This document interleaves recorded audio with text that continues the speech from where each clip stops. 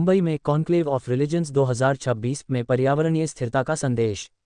Star news today संवाददाता सलीम सैयद की एक खास रिपोर्ट।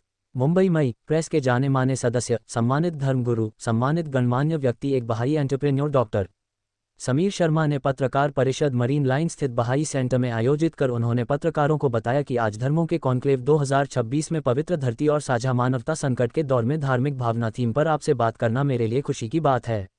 उन्होंने पत्रकारों को बताया कि मैंने अपनी यात्रा एक आईटी प्रोफेशनल के तौर पर शुरू की, कंप्यूटर साइंस और टेक्नोलॉजी में ट्रेनिंग ली, लेकिन बहाई धर्म की शिक्षाओं ने मेरे मकसद की समझ को गहराई से नकार दिया, खासकर बहाउल्लाह के ये शब्द, धरती बस एक देश है और इंसानियत उसके नागरिक। उन शब्दों ने मुझे एनवायरमेंटल सस्टेनेबिलिटी और सोशल ट्रांसफॉर्मेशन के लिए अपना काम समर्पित करने के लिए प्रेरित किया। इंदौर में हमने स्वाहा रिसोर्स मैनेजमेंट प्राइवेट लिमिटेड को फाउंड किया, जो Indian institute of technology Indore में इंक्यूबेट किया गया। पिछले कुछ सालों में हमारे काम ने भारत के 11 राज्यों में बेस्ट मैनेजमेंट, रिन्यूएबल एनर्जी और सर्कुलर इकोनॉमी सिस्टम में योगदान दिया है, जिससे 100 से ज़्यादा महानगर पालिकाओं और बड़े पब्लिक गैदरिंग को सपोर्ट मिला है। इस यात्रा को एक इंटरफेथ कॉन्क्लेव में खास तौर पर इसलिए मतलब वाला बनाता है क्योंकि हमारे काम ने सभी कम्युनिटी की सेवा की है। पवित्र श्री अमरनाथ जी यात्रा से लेकर इज्तिमा तक, अशरा मुबारक से लेकर सिख यादगार गैदरिंग तक, हमारी कोशिश हमेशा एक ही विश्वास से गाइडेड रही है, धरती पूरी इंसानियत की है। हर धर्म प्रकृति के प्रति सम्मान सिखाता है। पवित्र कुरान कहता है, धरती पर बुरा मत करो। बाइबल हमें याद दिलाती है, धरती भगवान की है। महाउपनिषद कहता है, दुनिया एक परिवार है। और गुरु नानक देव जी ने हमें सिखाया, हवा गुरु है, पानी पिता है, धरती महान माता है। उन्होंने कहा कि क्लाइमेट चेंज सिर्फ एक एनवायरमेंटल संकट नहीं है, यह एक नैतिक और आध्यात्मिक चुनौती भी है। असली बदलाव तब होता है जब लोग अपनी आदतें बदलते हैं, कम्युनिटी मिलकर काम करती हैं और संस्थाएं ऐसे सिस्टम बनाती हैं जो इन कोशिशों को बनाए रखते हैं। आज यहाँ मुंबई में, एक ऐसा शहर जहाँ हर धर्म साथ साथ रहता है, हमारे पास दुनिया को ये दिखाने का मौका है कि स्पिरिचुअलिटी और सस्टेनेबिलिटी साथ साथ चल सकते हैं। क्योंकि आखिर में धरती को सिर्फ हमारी प्रार्थनाओं की ज़रूरत नहीं है, उसे हमारी प्रैक्टिस की ज़रूरत है। इस अवसर पर एक बहाई एंटरप्रेन्योर डॉक्टर समीर शर्मा ने पत्रकारों को बताया कि नमस्कार, मेरा नाम डॉक्टर समीर शर्मा है और मैं इंदौर से हूँ। मैं एक बहाई धर्म का अनुयायी हूँ और साथ में एंटरप्रेन्योर भी हूँ। मैंने अपनी जो जर्नी है स्वच्छता अभियान की, इंदौर से शुरू की थी आज से 8 वर्ष पहले, और हम लगातार इंदौर को नंबर 1 सिटी बना रहे हैं पिछले 8 वर्षों से। और इसी दौरान अपने स्टार्टअप के साथ मिलकर के हमने स्वच्छ भारत मिशन में अपना एक बड़ा योगदान दिया है। तो इसके प्रति जो हमारी एक निष्ठा है, उसका एक मुख्य कारण है कि हम लोगों ने जब इस करियर को चुना था, मैं बेसिकली आईटी प्रोफेशनल हूँ, लेकिन जब मैंने अपने करियर को इसमें चुना था तो उसके पीछे एक बहुत महत्वपूर्ण बात थी। चूँकि मैं एक बहाई हूँ, उसके जो शिक्षाएं हैं उसमें सबसे महत्वपूर्ण है कि यह पूरी पृथ्वी एक देश है और हम सभी मानव इसके नागरिक हैं। तो इसको ध्यान में रखते हुए मैंने ये सोचा कि क्यों ना एक ऐसा कार्य किया जाए जिसके अंतर्गत हम कोई प्रोफेशनल वर्क भी करें, लेकिन साथ में एक समाज की बड़ी सेवा हो सके।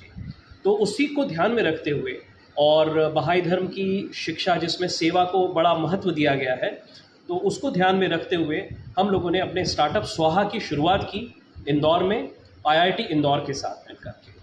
और तब से लेकर आज तक पिछले 8 वर्षों में भारत के स्टार्टअप इंडिया प्रोग्राम के तहत हम लोगों ने 11 राज्यों में अपना नेटवर्क बना लिया है।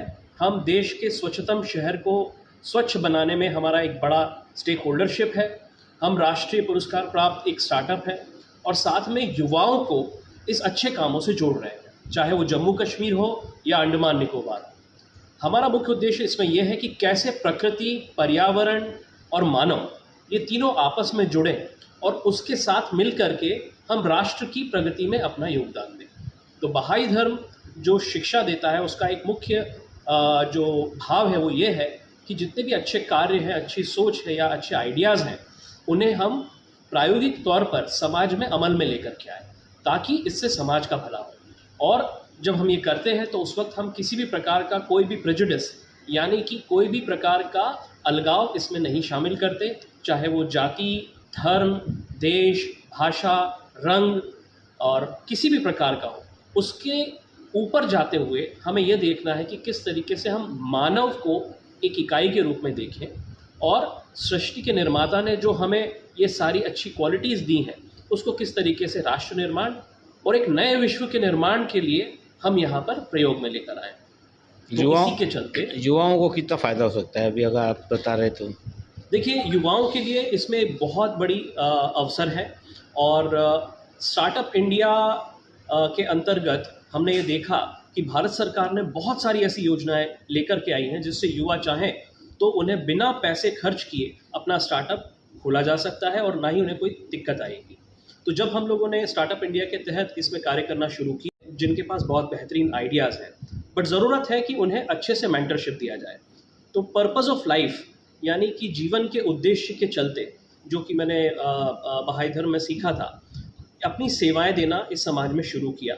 और मैं निःशुल्क रूप से आज भारत के 42 से ज़्यादा स्टार्टअप्स को मेंटर करता हूं और उन सभी स्टार्टअप को निःशुल्क रूप से उनको ज्ञान देना, उनकी सहायता करना, कैसे उनकी फंडिंग्स आए, कैसे स्टार्टअप इंडिया और भारत सरकार की अन्य योजनाओं को उन्हें लाभ मिले, साथ में वो कैसे इनोवेशन के तहत इस समाज में नए नए आविष्कार लेकर के आए।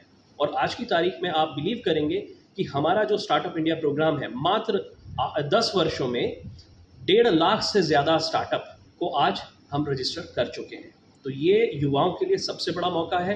खूब सारे फंड्स हैं, बहुत सारी अपॉर्चुनिटीज़ हैं और सरकार ने सभी टेंडर्स में युवाओं के लिए, स्टार्टअप के लिए एग्जम्पशन भी दिया है जिससे वो अपना करियर बना सकते हैं। तो मेरे ख्याल से ये एक नए विश्व निर्माण की तरफ हमारा कदम है और हमें ये सोचना चाहिए कि किस तरीके से हम इस पूरी पृथ्वी को एक देश मान लें और कैसे हम सभी लोगों को फ़ायदा पहुँचे, किस तरीके से उनकी समस्याएं खत्म हो, इस पे युवा ध्यान लगाएं और भारत इस पे बहुत तेज़ी से आगे बढ़ रहा है।